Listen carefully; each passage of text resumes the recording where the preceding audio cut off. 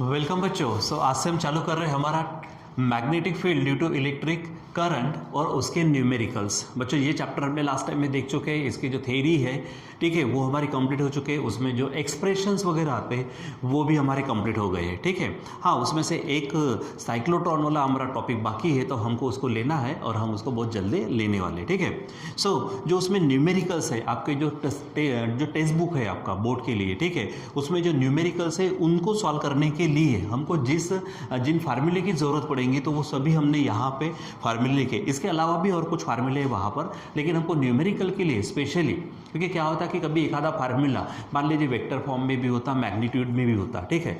So generally हम numerical solve करते समय ज़्यादातर मैग्नीट्यूड में पूछा जाता, इसलिए हमने इसमें से कुछ जगह पर वेक्टर फॉर्म का इस्तेमाल किया ही नहीं डायरेक्ट। यानी ये जो फार्मूले हमारे पास, ये फार्मूले हमने मैग्नीट्यूड में ही रखे हैं, ठीक है। ठीक, तो देखो यहाँ पर ये फार्मूले हैं हमारे पास में। इन फार्मूले को आप बराबर देखिए, उसको ध्यान से। अब देखो यहाँ पर कैसे हेडिंग नहीं दी है, ठीक है, डायरेक्ट फार्मूले लिखे। तो ये सभी की सभी चीज़ें आपको कहाँ मिलेंगी?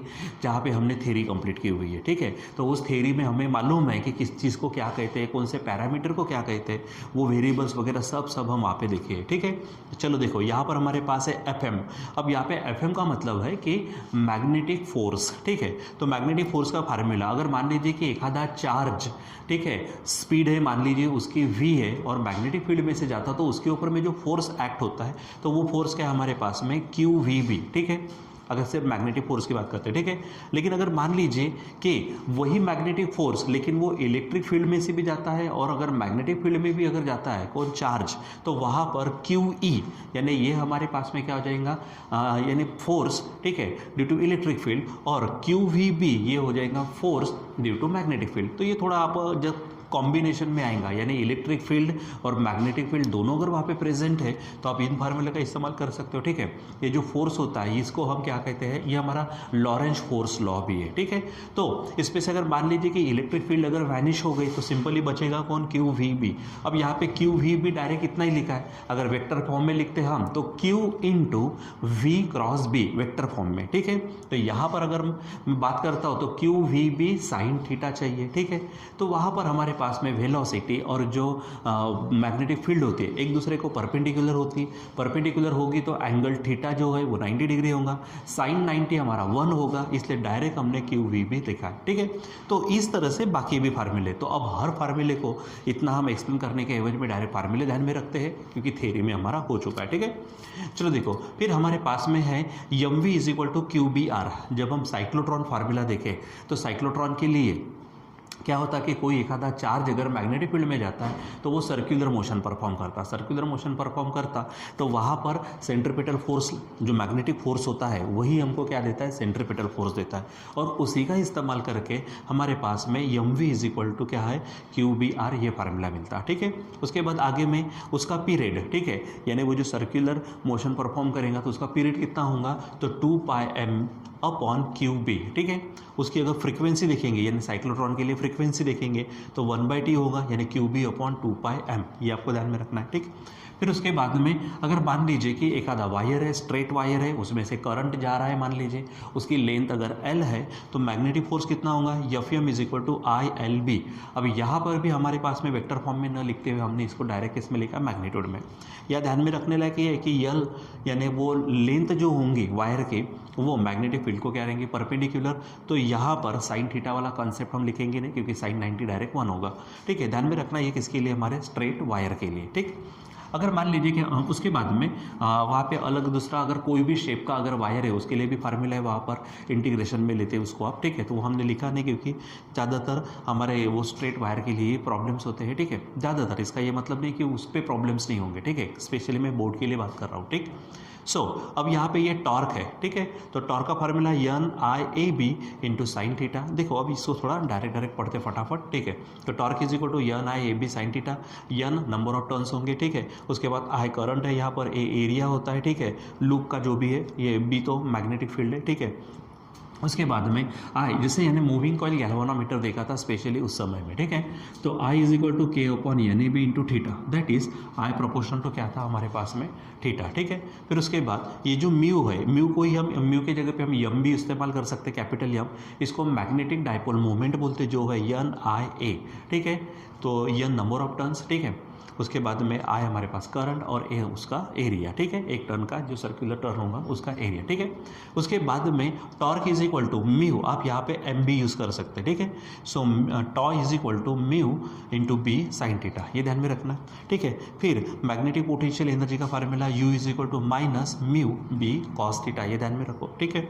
फिर बायोट सावर्ट लॉ देखा था हमने, ठीक है। तो मान लीजिए कि जो करंट एलिमेंट था, करंट एलिमेंट के लिए कितनी मैग्नेटिक फील्ड होंगी, तो वो D B is equal to mu zero upon 4 pi I D L sine theta upon R square, ठीक है। ये फार्मूला हम देख चुके हैं। फिर उसके बाद में लॉन्ग इनफाइनाइट वायर होगा, तो ध्यान में रखना B is equal to mu zero I upon 2 pi R. लेकिन अगर मान लीजिए कि आधा वायर है, ठीक है, सेमी इनफाइनाइट वायर है, ठीक है, यानी जैसे अगर मान लीजिए कि ये पूरा वायर है, लॉन्ग है, तो इसके लिए ऊपर वाला फार्मूला। लेकिन यहाँ से हाफ पोर्शन के लिए अगर लेते हैं तो नीचे में 2 ज़्यादा का लेते हैं, यानी 4 पाई आर बन जाएगा। तो B is equal to mu zero I upon 4 pi R semi infinite wire के लिए, ठीक है। फिर उसके बाद में हमारे पास में 2 वायर्स थे, ठीक है। ये 2 वायर्स इस तरह से पैरेलल बोलो, एंटी पैरेलल बोलो, तो उनके बीच में कितना फोर्स एक्ट होता था, तो वो फोर्स था, तो force upon length is equal to mu zero upon 2 pi I1 I2 upon D. तो I1 क्या है, एक वायर में से जाने वाला करंट, I2 क्या है, दूसरे वायर में से जाने वाला करंट। अब वो डिपेंड करेगा किस तरह से कि वह एंटी पैरेलल है कि पैरेलल है, ठीक है। तो वो फार्मूला ध्यान में रखेंगे। फिर सर्कुलर आर्क के लिए अगर मान लीजिए एक आधा वायर है सर्कुलर आर्क के फॉर्म में, तो वहाँ पे जो मैग्नेटिक फील्ड तैयार होंगी, तो B is equal mu zero upon 4 pi I upon R into theta, ठीक है। लेकिन वही अगर कंप्लीट सर्कल अगर दे दिया जाए, तो कंप्लीट सर्कल के लिए थीटा क्या हो जाएगा हमारा 360 डिग्री, यानी 2 पाई।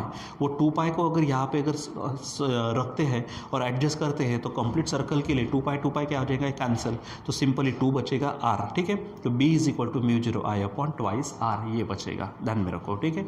फिर उसके बाद में axial magnetic field for circular loop, ठीक है।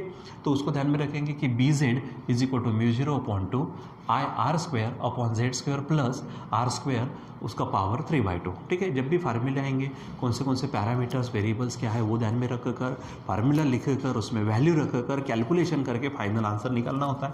फिर एम्पियर सर्किटल लॉ है हमारे पास में, क्या था वो कि line integral of magnetic field is equal to क्या था, म्यू जीरो आई। तो म्यू जीरो हमारी क्या है यहाँ पर, वो ध्यान में रखना, ठीक है। तो परमिटिविटी, ठीक है, परमेबिलिटी, और ये हमारे पास में I total current enclose by the loop, ठीक है। फिर उसके बाद में for solenoid B is equal to mu zero N I, ठीक है। अब ये जो यन है, तो ये small N is equal to N upon L भी हो सकता है, ठीक है, यानी number of turns per unit length, यानी mu zero N I upon L, ठीक है।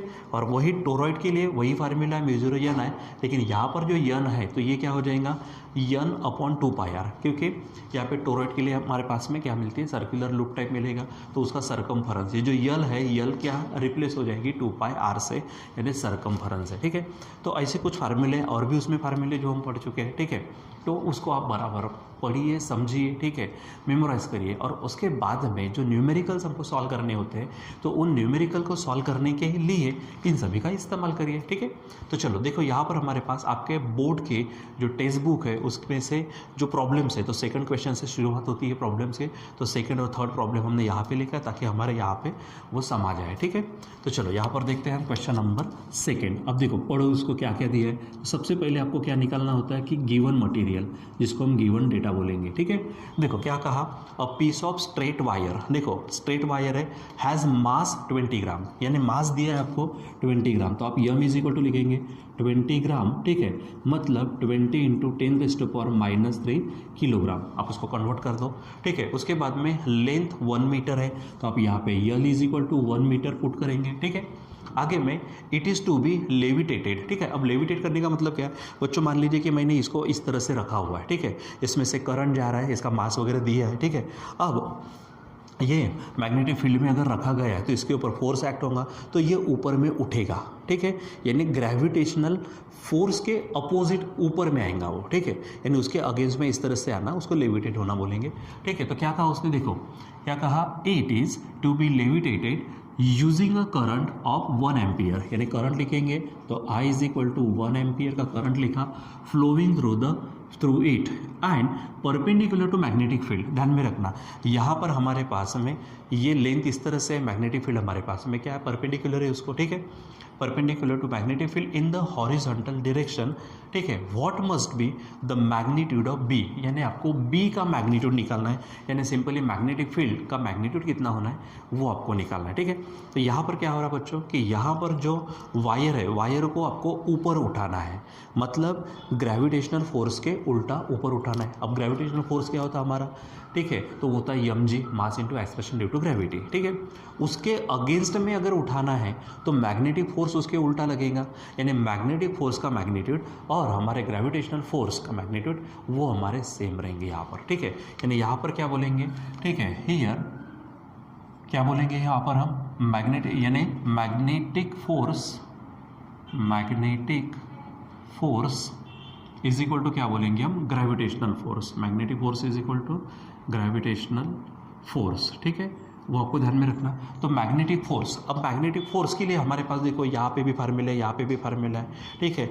तो ये फार्मूले में से कौन सा लेना है, तो सिंपली क्या कहा, स्ट्रेट वायर है, ठीक है, और स्ट्रेट वायर में से, ठीक है, करंट जा रहा है, यानी स्ट्रेट वायर की लेंथ है L, उसमें से जाने वाला करंट है हमारे पास में I, ठीक है, और मैग्नेटिक फील्ड है B, तो हमारे पास में देखो I, L और B, तो ये हमारे पास में क्या होगा, स्ट्रेट वायर के लिए मैग्नेटिक फोर्स होगा।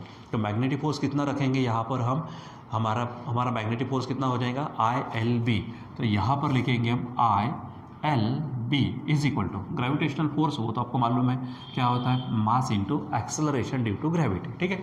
अब इसमें से आपको चाहिए क्या है, देखो ना क्या पूछा वहाँ पे, what must be the magnetic field B, यानी मैग्नीट्यूड ऑफ मैग्नेटिक फील्ड, यानी आपको B चाहिए तो B को आप अकेला करिए, तो ये होगा mg अपॉन I भी नीचे जाएगा और L भी नीचे जाएगा, ठीक है।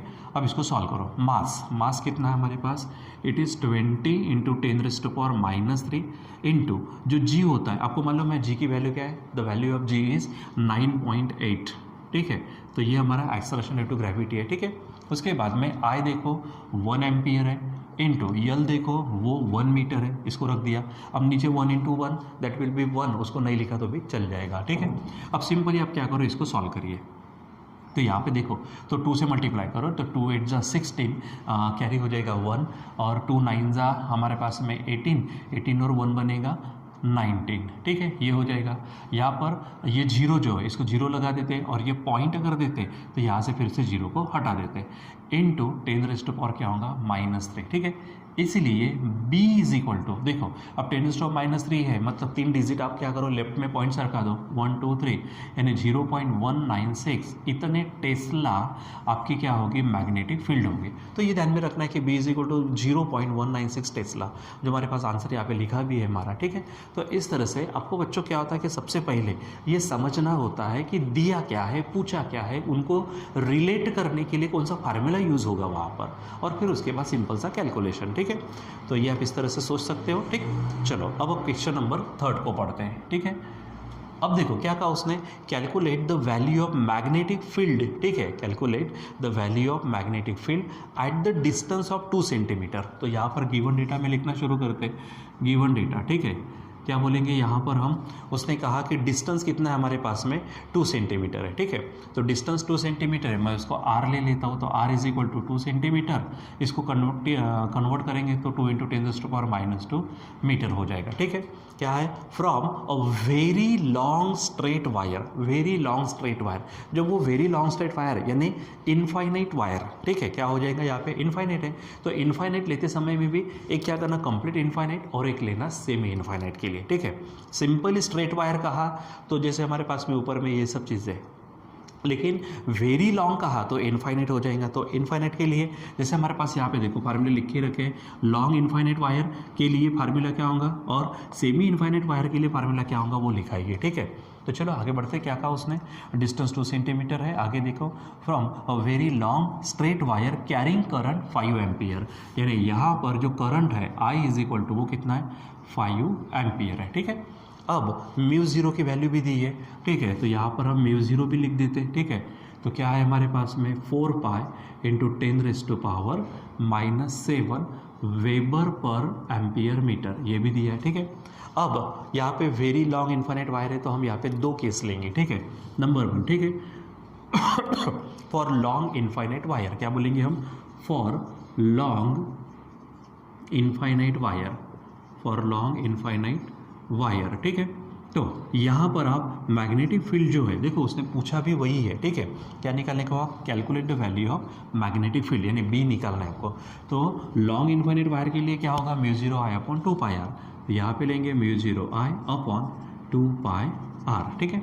चलो वैल्यू रखो, तो म्यू 0 हमारे पास दिया है 4 पाई इंटू 10⁻⁻⁷, ठीक है। आई हमारे पास है 5, ठीक है, अपॉन ये 2 है, ठीक। यहाँ पर पाई को एज इट इज़ रख दो क्योंकि ऊपर में कट हो जाएगा। और जो आर है, आर देखो बच्चों कितना है, इट इज़ 2 इंटू 10⁻⁻², ठीक है।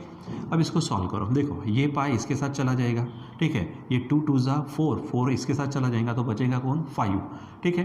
तो यहाँ पर होगा 5 इंटू, ठीक है। अब यहाँ पर 10⁻⁻7 है, नीचे में 10⁻⁻2 है, ठीक है। मैं इसको नीचे लिख देता हूँ, ठीक। यानी यहाँ पर b इज इक्वल टू क्या होगा, सिंपली ये 5 ही तो बच रहे हैं, तो 5 इंटू 10⁻⁻7 में से -2 जाएंगे तो -5 हो जाएगा, ठीक है। तो इतना, तो मैग्नेटिक फील्ड इतना टेस्ला आपकी वहाँ पर क्या होंगे, लॉन्ग इन्फाइनाइट वायर के लिए मैग्नेटिक फील्ड होंगे, ठीक है। अब इसी में से एक और केस लेते हैं हम, जिसको नाम देते हैं फॉर सेमी इनफाइनाइट वायर, ठीक है। तो सेमी इनफाइनाइट वायर, सेमी का मतलब आधा, तो ये जो फार्मूला है इसको आप 2 से और डिवाइड कर दो। 2 से डिवाइड करने का मतलब यहाँ पे 2 2 ज़ा 4 बन जाएगा, यानी यहाँ पर होगा b is equal to mu 0 I upon 4 pi R. Value रखेंगे फिर से, म्यू 0 है 4 पाई इंटू 10⁻⁻7, आई देखो कितना है 5 एम्पियर है, नीचे में 4 है into pi as it is रखो, और आर फिर से आपके पास क्या है 2 इंटू 10⁻⁻2 है, ठीक है। अब बच्चों इसको सॉल्व कर लीजिए, देखो ये पाई इसके साथ जाएगा, 4 इसके साथ जाएगा, अब 5 और 2 बचे तो 5 को डिवाइड करेंगे तो 2.5 आएगा इंटू 10⁻⁻7 और 10⁻⁻2 मतलब 10⁻⁻5, इतने टेस्ला आपके क्या हो जाएंगी, मैग्नेटिक फील्ड हो जाएगी, किसके लिए, हमारे बी यानी जो वायर दिया उसके लिए, ठीक है। जो वेरी लॉन्ग स्ट्रेट वायर दिया तो उसके लिए हमारे पास magnetic field long straight complete इन पूरा इनफाइनाइट है, तो उसके लिए ये सेमी इनफाइनाइट है, तो इसके लिए ये वैल्यू हो जाएंगे। तो यहाँ पर आंसर हमने लिखे हुए, ठीक है। तो बच्चों यहाँ पर ये जो हमारे पास में इस तरह से फार्मूले हैं, इन फार्मूले को आप बराबर देखो समझो, ठीक है। और उसके बाद में ऐसे न्यूमेरिकल्स हैं, आपके टेक्स्ट बुक के न्यूमेरिकल्स चल रहे हैं हमारे यहाँ पे बोर्ड के लिए, ठीक है। तो वो बोर्ड के लिए जो टेक्स्ट बुक है आपकी, उसमें से जो न्यूमेरिकल्स और इसके जैसे आप कर सकते हो, आप उन्हें करिए, ठीक है। और बाकी तो हम यहाँ पे इसको कंटिन्यू करने वाले, पूरे देखने वाले हम, लेकिन अगर आप पहले से ही करते हो तो आपकी प्रैक्टिस हमसे ज़्यादा पहले से ही हो जाएगी, ठीक है। तो यहाँ पर अभी हम रुक जाते हैं, बाकी कंटिन्यू करेंगे हम बाद में। Till then bye.